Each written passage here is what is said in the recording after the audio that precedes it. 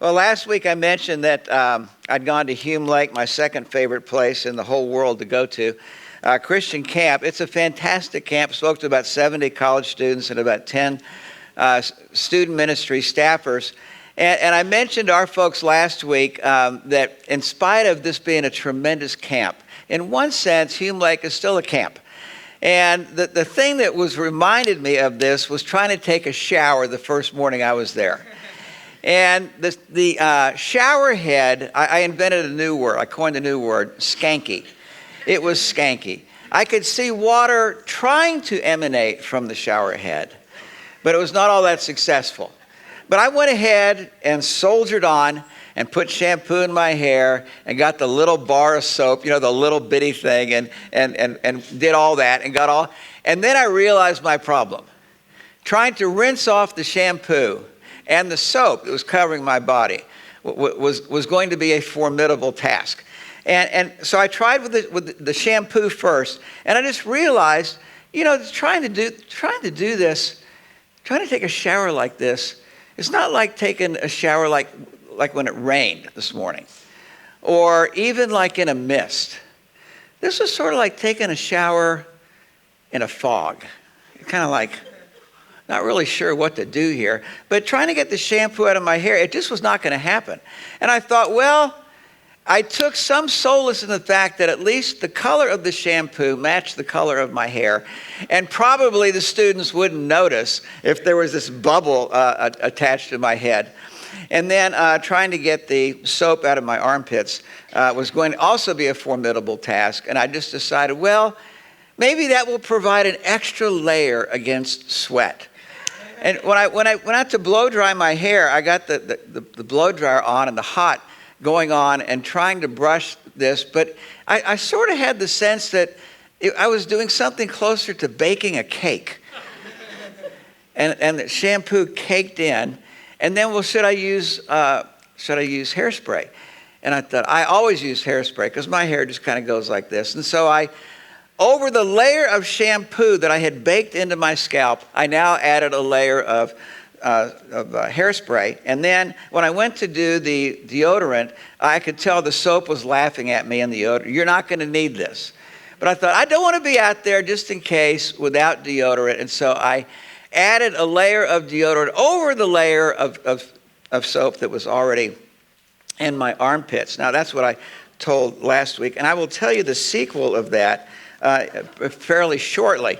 But when I thought about that, I thought, I am in my second favorite place in the whole world. I'm getting to do for this week what I love to do, which is speak. I was around all these college students, the beautiful forest home setting, Sequoia National Forest, Kings Canyon, beautiful mountain lake forest. And yet, I was so surprised at how dissatisfied I could be over something so trivial. We're going to talk about Satisfied as the title of the series we're going to look at over the next 8 weeks. And today we're going to look at the problem of loneliness, or what I think of as the virtue of loneliness. How does God use loneliness redemptively in our lives? The problem of satisfaction is described in Proverbs 27:20. It says, hell and destruction are never satisfied, and never satisfied are the eyes of man. In other words, the ability for us to find satisfaction that lasts is a difficult, formidable task. If you live long enough, you have realized this with yourself. We are in constant search of satisfaction.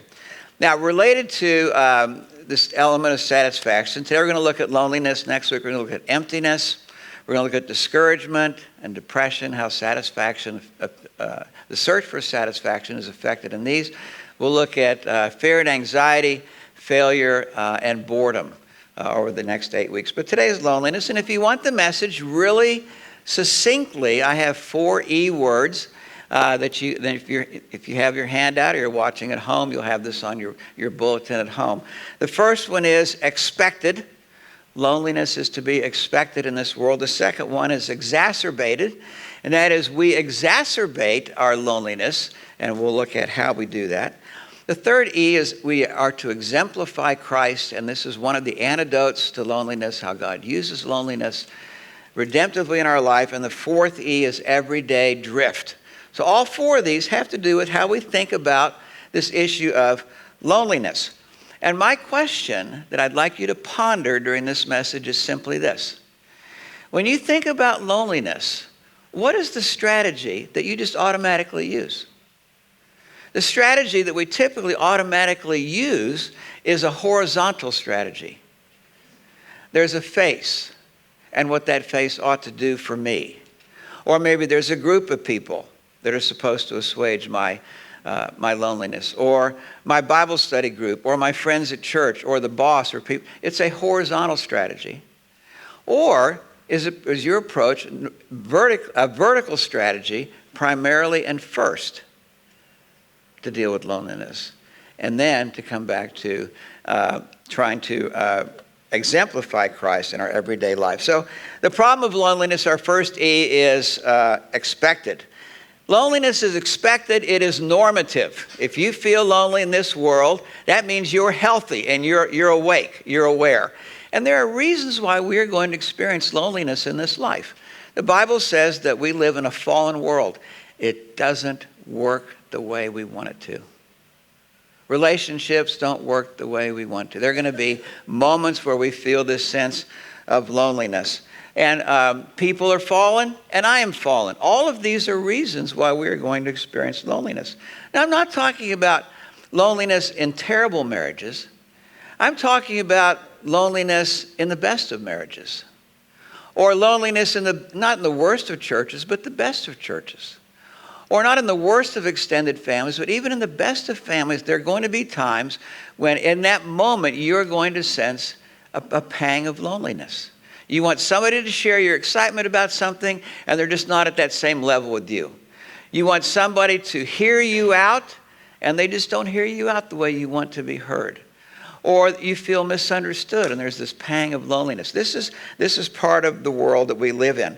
This is normative. Romans 8:23 says, "Not only so, we ourselves who have the first fruits of the Spirit groan inwardly as we wait eagerly." As we wait eagerly is the first hint today of a vertical solution to this problem of loneliness. While we wait eagerly. But we do groan inwardly. We do feel that loneliness. For our adoption as in sonship, the redemption of our bodies. The second way that loneliness is to be expected is another E word, exiles. We are exiles. We are not home as the Bible describes home. The Bible describes home not as this world, but as heaven. Heaven is our home. When I think about being homesick, there have been a few times when I've traveled overseas. Maybe you've done this too. And you are away from home, and maybe the land you went to is not like what you know here in America. And what does everybody want to do when they get back? They want to kiss the tarmac. Get down there, and I'm glad to be home. I'm glad to be back in my native land. I experienced loneliness the first time when I was a kid in camp. My parents, we were in Colorado. My parents sent me on a train to go to camp, and it was every boy's dream.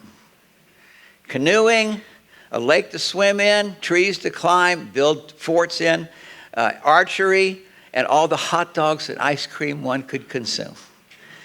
I had everything that this kid wanted in camp, except something happened at night.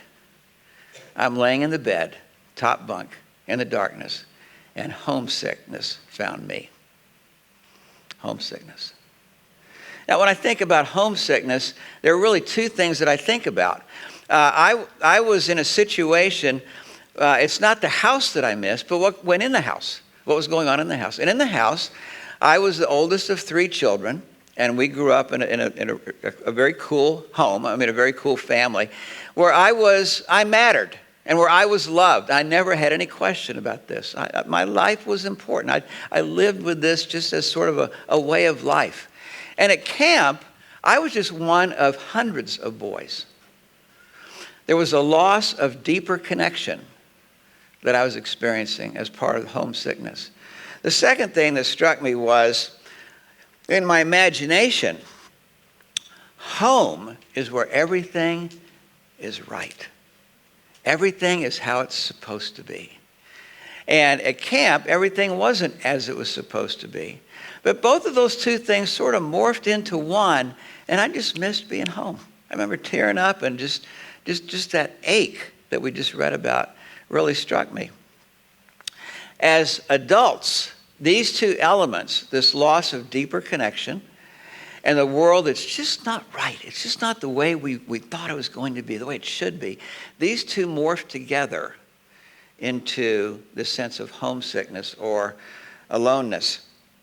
In the inside of your handout, this is described by the folks that were followers of God, and these folks were doing something right. Notice how they processed this. These all died in faith, not having received what was promised, but having seen it and greeted it from afar. They're talking about heaven. They knew the land was coming. A life was coming where relationships would be as they're supposed to be and everything would be right as opposed to this world. Having seen it and greeted it from afar, having acknowledged that they were strangers and exiles. We are not home. We are away from home. People who speak thus make it clear they are seeking a homeland. We hunger naturally for a world where everything is right. And we hunger rightly for a world in which our relationships are right and where we were right. And it's just not here enough. But it's coming. It's coming. If they'd been thinking of that land from which they had gone out, they would have had opportunity to return. But as it is, they desire a better country, a heavenly one. Heaven is not the place of cherubs and halos and clouds and utter boredom, or when people say, I'm sure he's at a better place. That's the place none of us really want to be, the way that's said. This is the life that we know here, but without all of the, as my mother used to say, crapola that is layered into our life. This is what's coming. Therefore, God is not ashamed to be called their God. He has prepared for them a city. Now, when I think about this vision of the future and what's coming, our secular culture has virtually eradicated this from us. The big dance is going on. All you basketball fans, March Madness, the big dance. Well, our culture assumes that this life that we live is the big dance. And if that's your point of view, if that's your framework of how you're living life, you're going to find yourself muttering things like, it just seems like life is passing me by. Will I ever have the love that I once had? If this life is all there is, you have good reason to utter those kinds of things. If this life is all there is, you're going to find your loneliness intensifying over time. And heaven is our home. So that's our first E. It's to be expected. The second E is exacerbated, and this is how we torpedo or put on steroids even more of our loneliness. And the first one is misplaced expectations, another E word, misplaced expectations. Back to Hume Lake, the second shower. I'm sitting in the shower, the skanky water coming out, and I was thinking, do I try to shampoo my hair again? It's already got one layer of shampoo and a layer of hairspray over it, which I think is still all in place. Am I just going to exacerbate this problem by adding another layer of shampoo and another layer of hairspray? And when I got to the sink to sort of blow dry my hair, I needed something more than just a brush to brush my hair. I needed something like this wire brush to go. And when I tried to use whatever I had, I ended up looking more like Bernie Sanders on a bad day. So that was not very successful. Well, with this soap, do you put soap? You've already got a layer of soap in your armpits and the deodorant. Am I exacerbating the problem by adding another layer of soap? I wondered about that. And I thought, well, I should just try anyway. And yet trying to claw that first layer of soap was not sufficient. Thankfully, in the trunk of my car, I had one of these. And that worked pretty well. And I kept this with my little bathroom kit the rest of the week. Exacerbating the problem is part of what happens. I mentioned a minute ago, what's our strategy for dealing with loneliness? Is it a horizontal strategy or a vertical strategy? I'll be right back.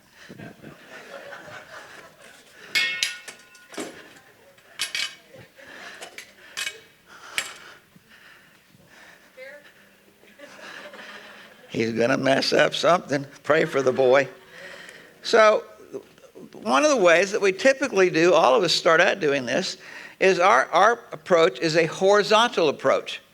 Can you all see this over there? A horizontal approach.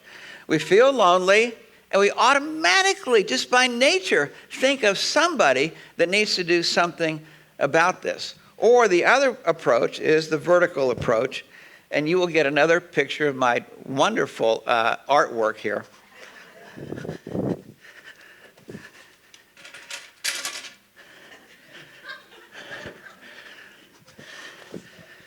Jesus help him. Jesus help him.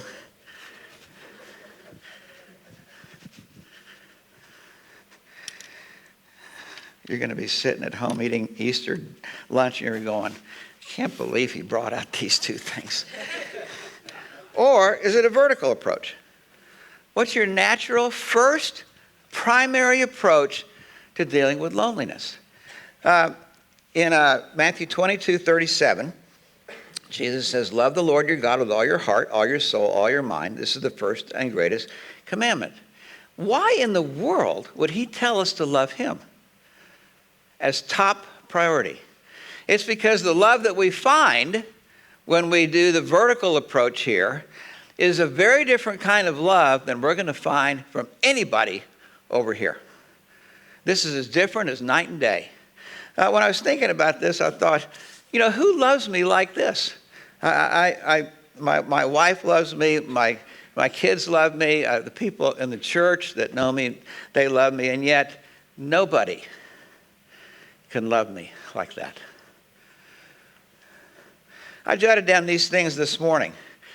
When I rebel and I'm an idiot, grace finds me. When I am stingy, generosity finds me. He's generous with me. He is long-suffering with my stubbornness. He is loving with my selfishness. He gives me life when I have created some misery for myself or for somebody else. He is light in my darkness. He is mercy for my sinfulness. He is patient with my stumbling. He is faithful with my fickleness. He is forgiving with my ugliness and my anger. And he gives me freedom from my shame.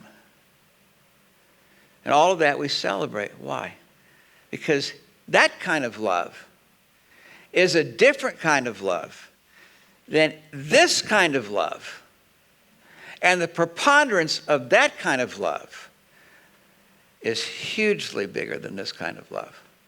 When we go to vertical to find God, to find God's love for us, we find something that our souls need. So my question to you is, what is your strategy?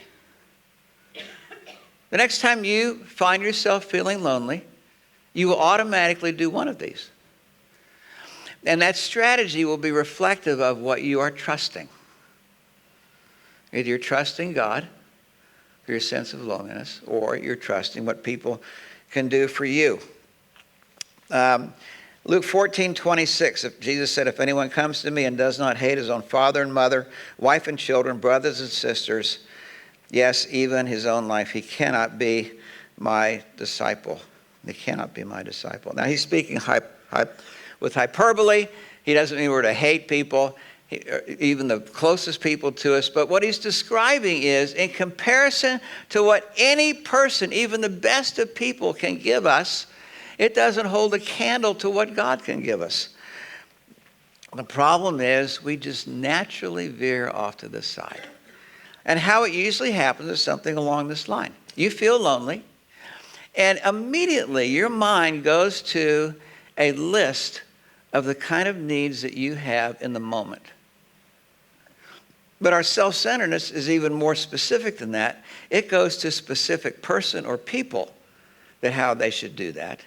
And it's even more specific than that. It goes to how this person ought to meet my need. We are thoroughly self-centered.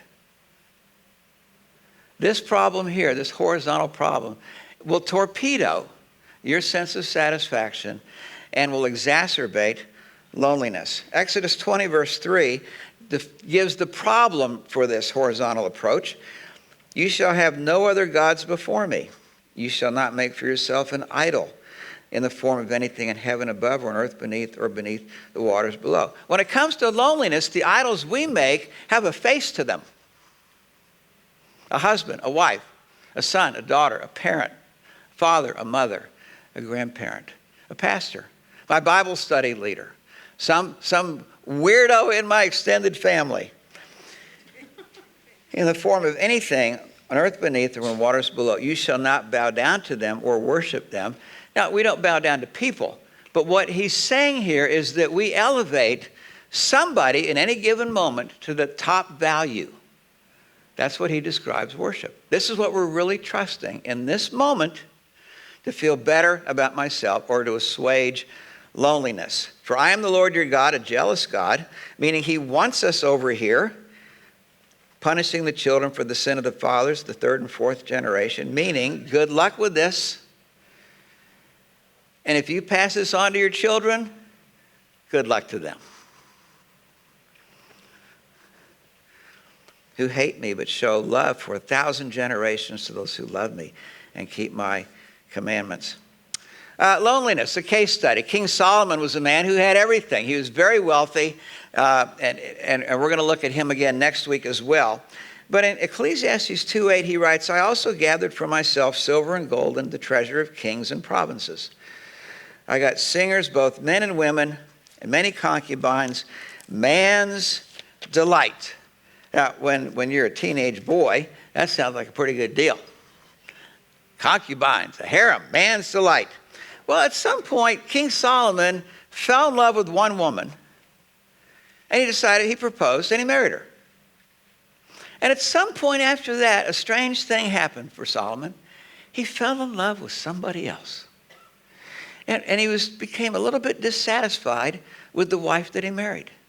Now, we don't know anything about wife number 2. Was she prettier? Was she sexier? Was she more charming? Was she less a drama queen than the first wife?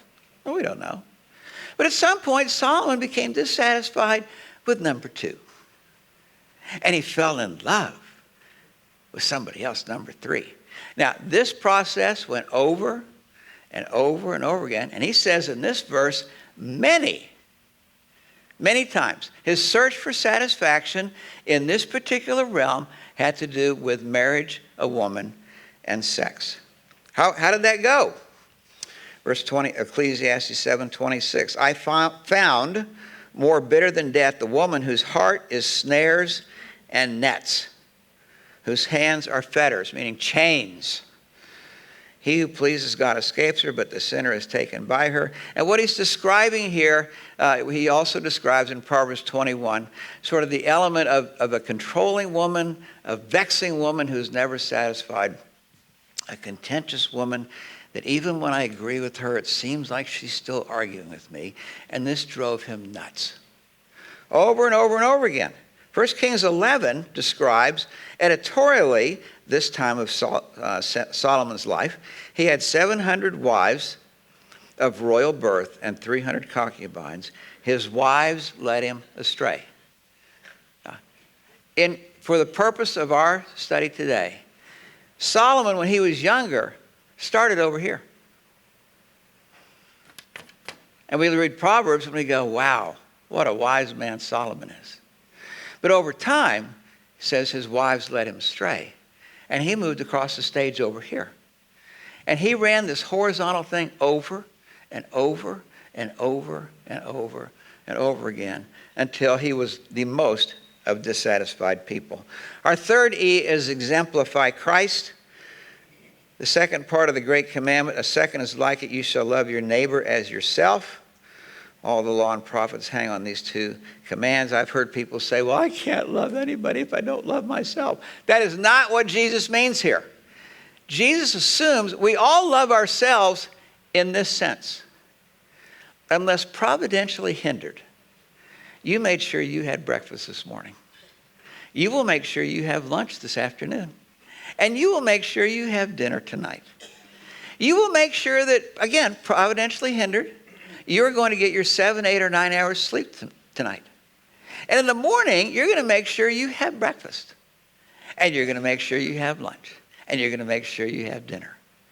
And tomorrow night, you're going to, again, unless providentially hindered, you're going to have that same 7, 8, or 9 hours rest. And you will do this, and I will do this every day.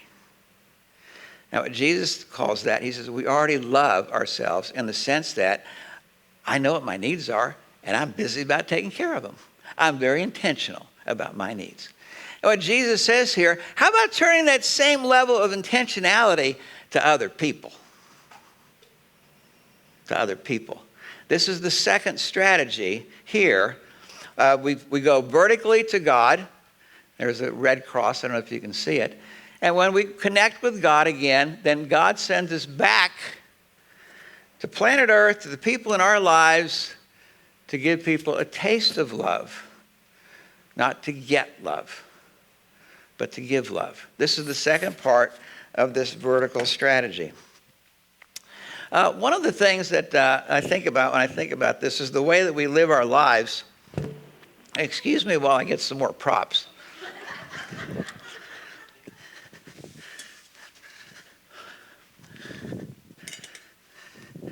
We tend to live our lives. I'm going to need you too. We tend to live our lives as if we're a bowl. And we go out into the world and we have a little bit of water in this bowl, but sometimes it seems like people drain our water and we're thinking, I just don't have anything to give. I really can't love. Not until somebody loves me better, or my husband or my wife is more attentive to me, or is serving me or helping me around the house, or my friends are more encouraging to me. And there's an invisible line in everyone's bowl where we think, okay, now I have enough. Now I have something to give to others. That's how we think. Jesus put these words to it. If you love those who love you, what reward will you get? Even tax collectors do that. This approach of being a bowl and waiting until people fill my bowl up to that invisible line where I can go across here. You don't need Christ to do that. You don't need Jesus to do that. What he says, even tax collectors do. The very bottom riffraff of life in that day, even they can love those who love them. There is no virtue there. But we are not a bowl. We are something else.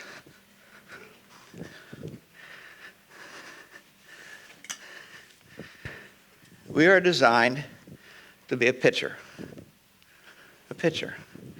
We go to the vertical to find God.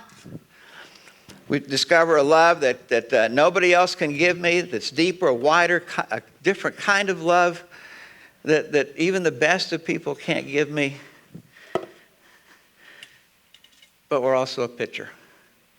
We vertically go to God. We connect with God again. He sends us back down to planet Earth as a pitcher, and we go off not as the receiver of love, like a bowl, but as the giver of love.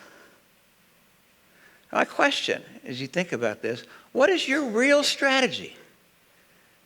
What approach do you really use here when it comes to this issue of finding satisfaction and dealing with loneliness? Back of your handout, our last E, everyday drift.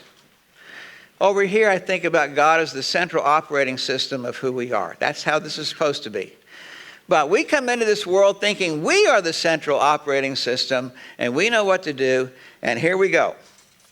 When Jesus saw the crowds, Matthew 9:36, he had compassion on them because they were harassed and helpless, like sheep without a shepherd. I don't need a shepherd. I don't need a Lord. I don't need a king. I don't need God. I know what to do. Just watch me. I'll get it right someday. And instead, he looks at this and goes, sheep. without a shepherd. 1 Peter 2:25, you were like sheep going astray, but now you have returned to the shepherd and overseer of your souls. And in John 10:11, Jesus said, I am the good shepherd. We celebrate Easter, obviously, on the day of the resurrection. Jesus said, I am the resurrection and the life. He's talking about more than physical life. He's talking about that kind of life that you and I are looking for, similar to satisfaction. And the kind of life that is found in the cross of Christ and poured into us, and then we pour into others. That kind of life. He came to do this. And what it requires is a death to self, the central operating system in me. This cannot happen unless the central operating system inside of me is seen as the broken piece of crapola that it is. I need redemption. I need a resurrection. And this is what we celebrate today.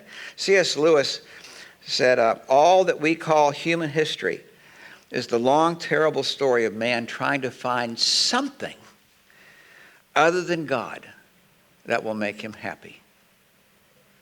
As we start our series on being satisfied, maybe you think, oh my gosh, I am the sheep without a shepherd. This is my strategy all the time. I hardly even knew this was happening. It's just so automatic in me. And it exacerbates the problem. In spite of the mess that we are, all of us, we are amazingly invited back by God to come to him on this side. Isaiah 51 says, come, all you who are thirsty for satisfaction, come to the waters. You who have no money, come buy and eat. Come buy wine and milk without money and without cost. An open invitation. It costs you nothing other than your pride. Why spend money on what is not bread? Why? And your labor on what does not satisfy. Listen to me, he says, and eat what is good, and you will delight in the richest of fare. As you think about Easter today, that's my question for you. Which side of the stage are you living on? What is your central operating system? Is the horizontal the primary and the first thing you go to try to deal with loneliness and satisfaction? That won't work. Not for very long. You're going to find yourself like Solomon.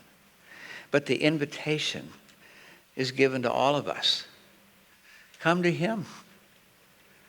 Without money, without cost.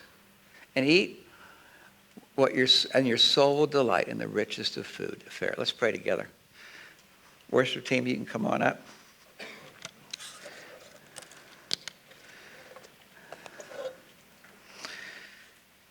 Perhaps this morning, you're sitting here, or maybe you're at home watching, and you're thinking, oh my gosh, Seth, you have described me to a T. And I think I understand why I am so dissatisfied so often, and why I deal with loneliness, why I exacerbate it. Welcome to the club, if that's you. That's all of us. This is how we came to Christ for many of us, is this realization. My central operating system inside me stinks. It's skanky. It needs a redeemer, a resurrection. And this is what Jesus offers us. He asks you to come to him simply with some humility that says, God, I need you. Thank you for Jesus dying on the cross for my sin. For my sin nature, which we've described on the left side of the stage. And thank you that you offer me a new life, resurrection power to make me a new person, to begin that process today. If you would say, if that's the intention of your heart, would you just say to Jesus, Jesus, come into my life. Give me a new operating system. Let Jesus Christ be central in my life. And teach me how to walk with you. We pray in Jesus' name. Amen.